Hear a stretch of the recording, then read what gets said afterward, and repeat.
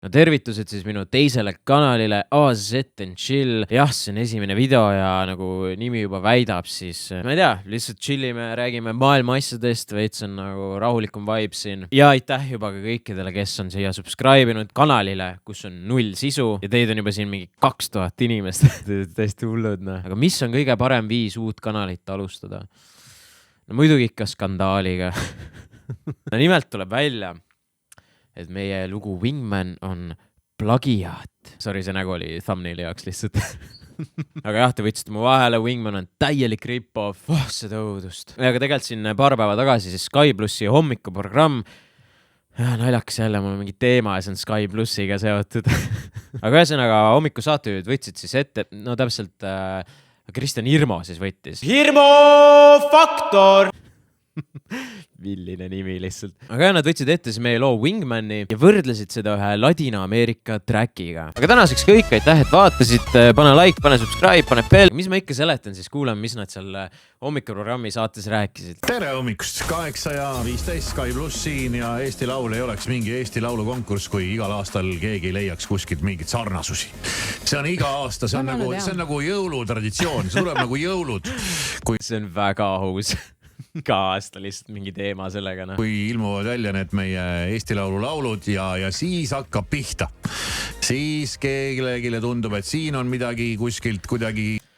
Ja appikene, millised flashbackid mul tulevad lihtsalt. Ma istun siin, teen videot ja reageerin Sky Plussi intekale.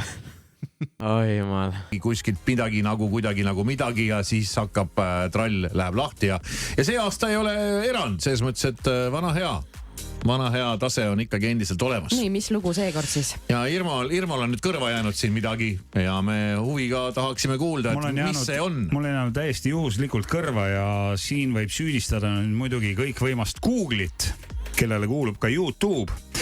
Sellepärast, et YouTube on osa Google'ist ja üks päev ma otsisin neid Eesti Laulu laule ja kuidagi ma hakkasin neid kuulama YouTube'ist ja vist vaatasin videosid ka sinna kõrvale ja siis nad seal mul mängisid ja siis tuli üks Eesti Laulu laul, mille otsa YouTube ise käivitas siis omal valikul ühe laulu. Järgmise laulu. Ja siis ma kuulasin, mis asja, et see laul, mis just lõppes Eesti Laulu võistluslaul ja nüüd tuleb mingi välismaa laul, et minu meelest on nad nagu kuidagi hästi sarnased. No.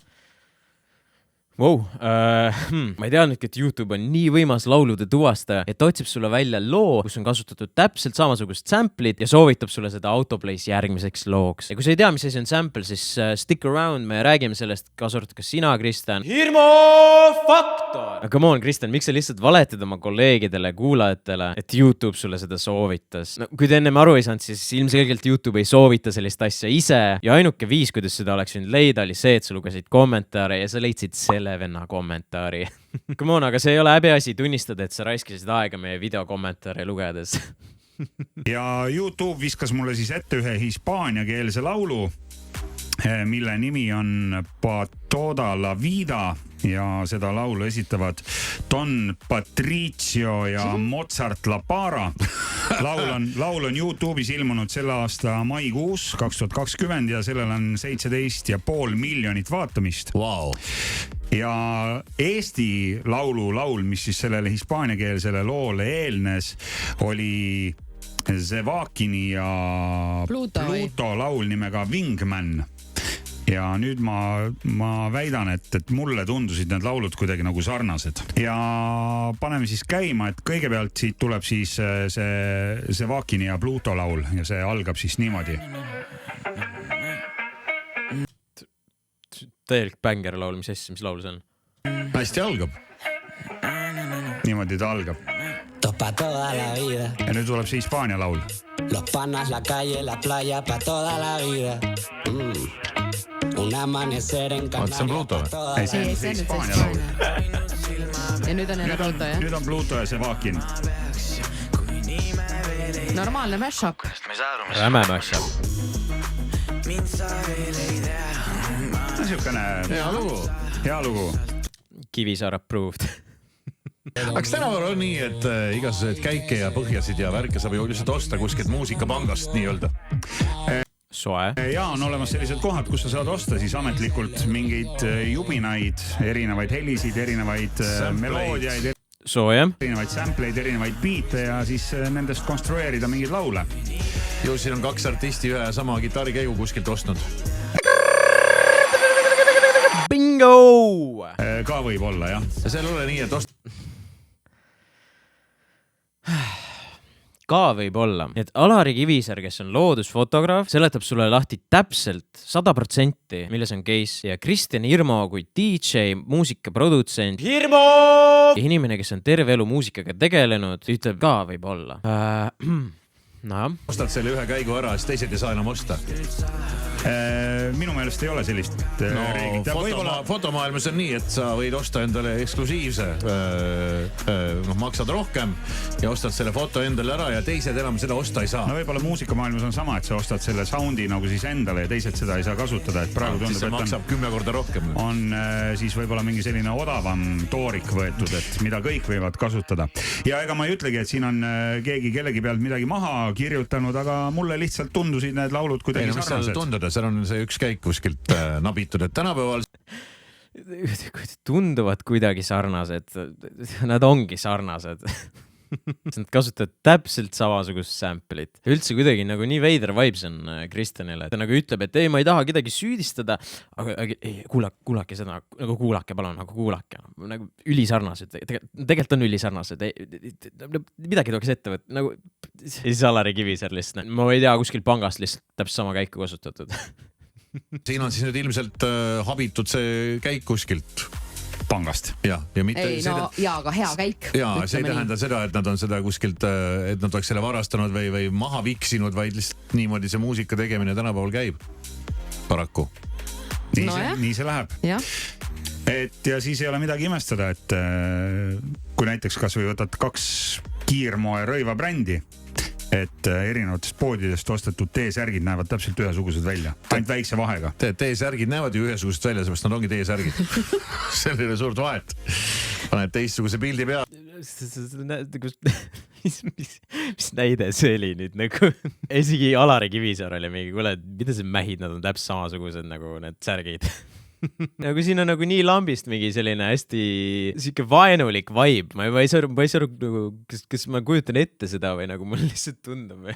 Aga lambist siin mingi selline väike surumine käis. Aga muidugi respekt Alari Kivisaarele. Ta seletas nii hästi lahti, kuigi ta ise tegelikult ei olevat selles industris sees. Ja no lihtsalt ma ei saanud aru sellest huvitavast vibe'ist, mis siis Kristjanil nagu oli. Mõelge, ta oli oma graafikust võtnud aega, et meie lood kokku sobitada, väike mix sellest teha. Ta pidi isegi seda teist lugu pitchima veits allapoole, sest see ei olnud samas helistikus. Ja siis tegi veel sellest eraldi video, kus ta laadis selle YouTube üles, mis paraku maha võeti. Ja ma loodan, et minu omaga ei juhtu. Aga ühesõnaga, kui meil selline teema siin käsil on, siis ma seletaks teile lahti, kuidas tänapäeval siis mussi tehakse, et kellelgi ei tekiks enam jamasi pärast seda, ei tekiks küsimusi. Jätke Kristjan. Hirmo! Ei mõtleks ka järgmine kord, et miks mõned lood küll sarnased kõlavad. Aga tänapäeval on selline 3 erinevat viisi, kuidas mussi tehakse ja alustame kõige populaarsemast. Esimene on see, et kasutatakse sampleid ja sample back'e, kus on siis erinevad soundid ja neid kasutatakse oma lugudes. Ja samplimine ise on mingi muusikaelemendi salvestus teises salvestuses. Ja samplite jaoks on võib-olla kõige populaarsem koht splice.com, millest ma juba muidugi 2 aastat tagasi rääkisin. Otsime kohe vana ajas Splice'ist ja sample'ist ma ei viitsi isegi mõelda mingit meloodiat.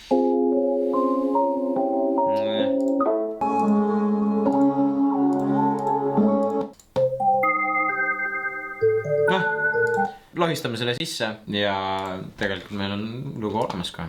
See näeb siis selline välja ja siin on kõik, mida sul musa produmiseks vaja on. Trummid, acapellad, instrumendid, sündid, efektsid, kõik. See maksab mingi 8 € kuus ja iga kuus sa saad 100 krediiti, mille eest sa saad siis neid sampleid tõmmata ja royalty free oma trackides kasutada. Ja siit me leidsime enda Kidralo sample'i, mis kõlab siis niimoodi.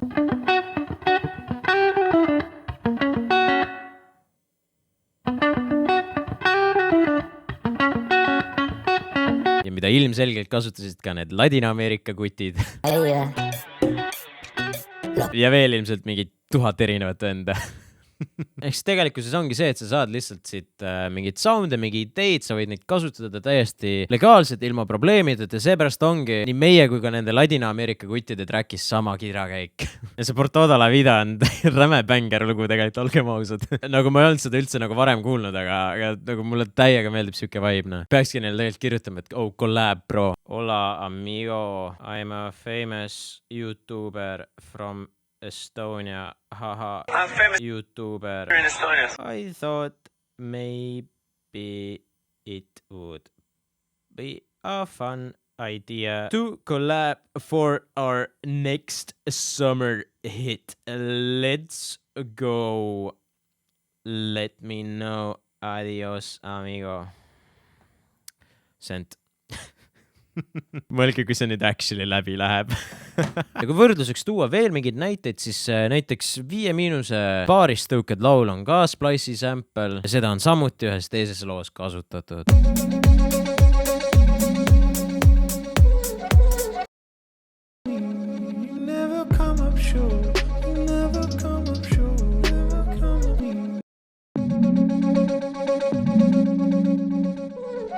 Ka Maiani Papi laul on Splice'i sample.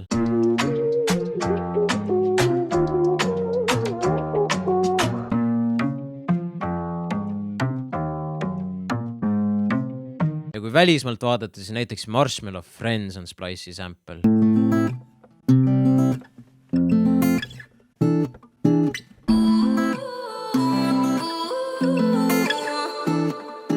Ja see on täiesti normaalne tänapäeval ja selles ei ole mitte midagi halba ega illegaalselt ja kõik on nad ka väga head lood. Kas sellega kaob mingi originaalsus ära?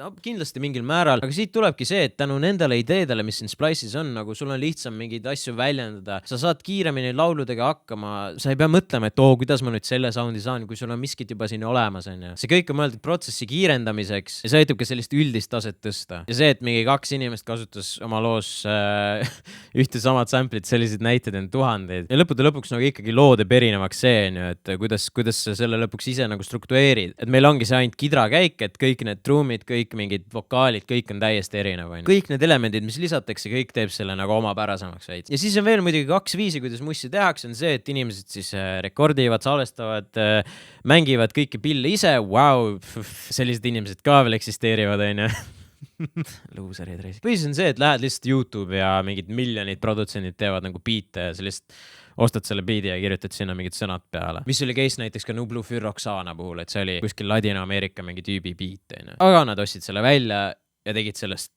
Eesti suurima hitina.